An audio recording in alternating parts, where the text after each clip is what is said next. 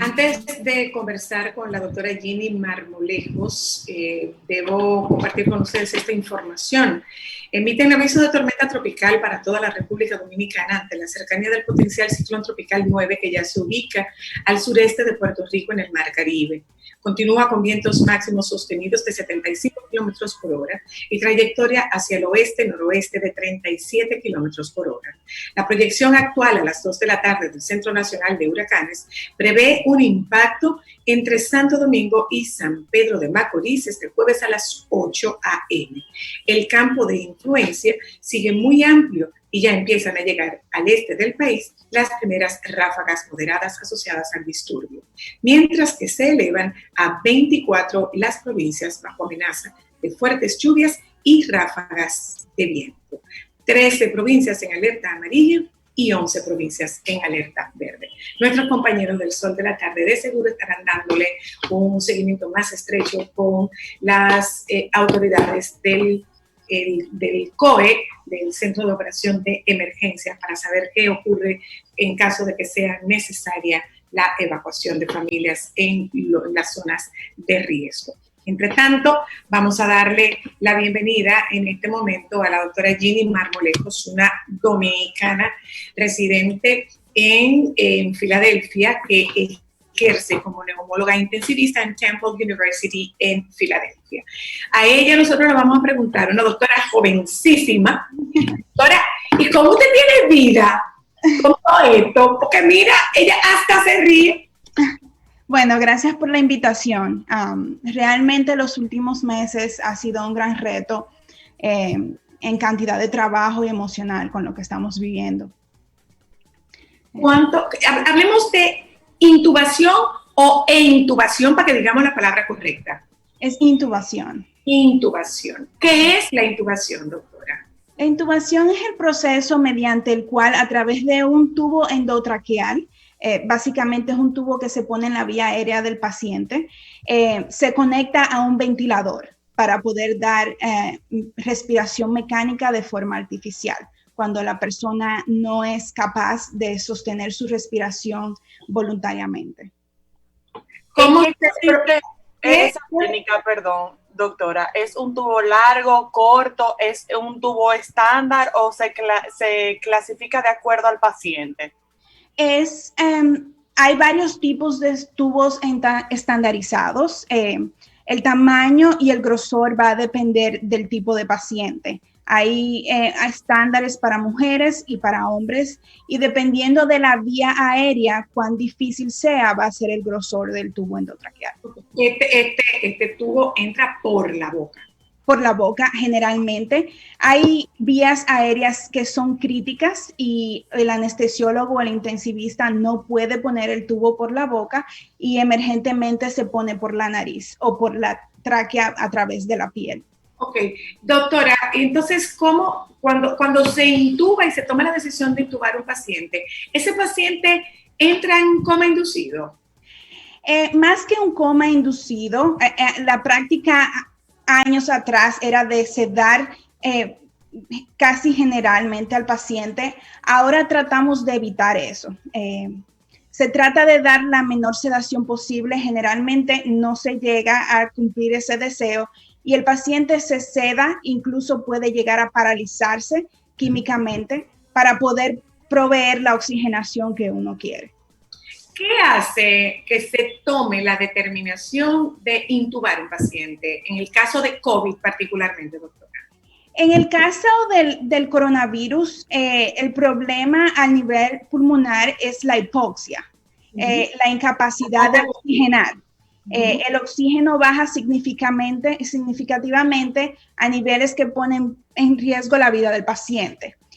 Cuando pasa esto y el paciente no es capaz de compensar y a tener una oxigenación adecuada con cualquier otra de las modalidades de oxigenación que tenemos, entonces se procede a intubar el paciente.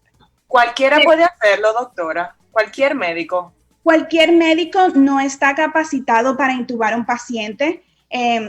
Personas muy bien entrenadas en el área de cuidado crítico o anestesiología generalmente son los adecuados para proceder a hacer la intubación porque una persona que no tiene la capacidad adecuada incluso pone en riesgo la vida del paciente. Entonces, eso es un acto y una decisión generalmente crítica. Una cosa, doctora, ¿es un único tubo o cuando usted tiene un paciente intubado en una unidad de cuidados intensivos o lo que ustedes llaman el critical care, este paciente, cómo se alimenta? Este paciente tiene sonda puesta, este paciente, ¿cómo maneja su tema digestivo?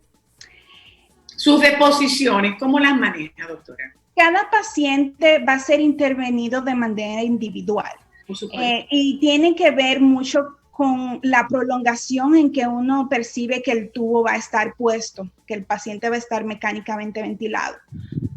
En el caso del COVID, ya sabemos por experiencia de los últimos 3 meses que las intubaciones van a ser prolongadas. Entonces, se trata siempre de alimentar lo más temprano posible al paciente y generalmente es por una sonda nasogástrica.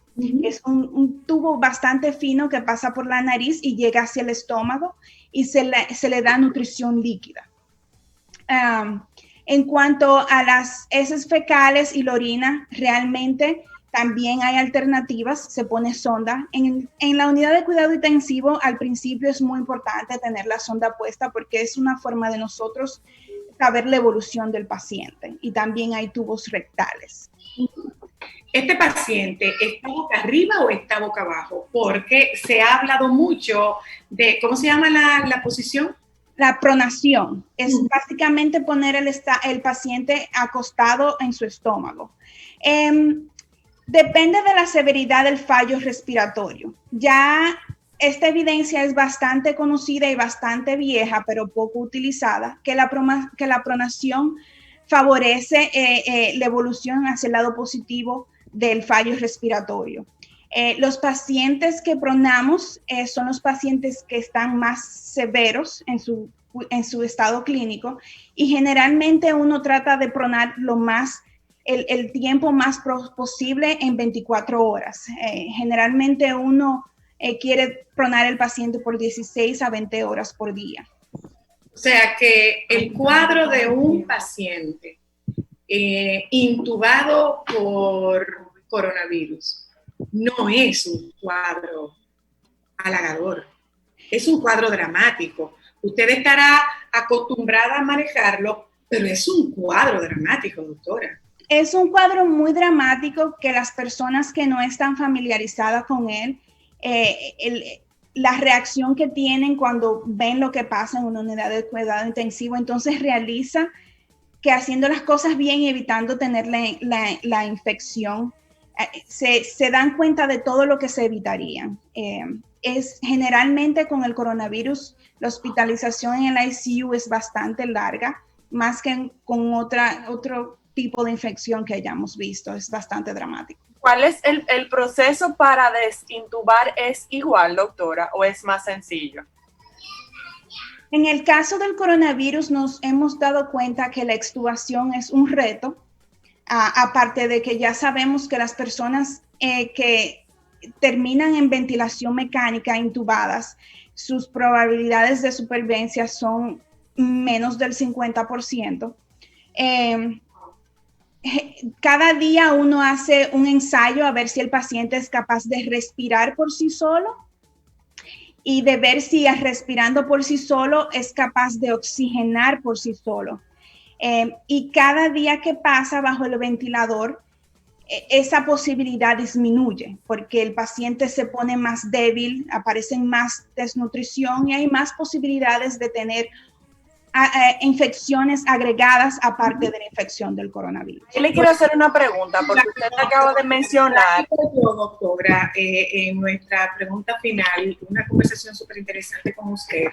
Estuve leyendo en estos días que, bueno, estaba haciendo una conferencia con uno de los profesores de la Universidad de Salamanca y refería, a partir de los datos de España, que un muy importante número de pacientes que han sido intubados por largo tiempo tienen daño neurológico y que pueden presentar psicosis, alteración de su estado mental. Entonces, además de eso, ¿qué otras cosas pueden afectarse por la intubación? Eso es crítico lo que acabas de mencionar. Las personas ahora mismo están enfocadas en la mortalidad, pero la gente no entiende la repercusión de la infección a largo plazo. Mientras más tiempo una persona dura en la unidad de cuidado intensivo, más se debilita, su cuerpo físicamente termina con atrofia muscular, va a necesitar bastante terapia para recuperarse. Hay daños cognitivos que pueden o no recuperarse a largo plazo. Está el delirio que ya usted mencionó. Generalmente ese, cuando el paciente va a su ambiente natural, es más fácil de controlar. Y está el muy bien descrito síndrome postraumático después del ICU. Doctora, en España el 91% de pacientes que fue atendido en cuidados intensivos tiene estrés postraumático.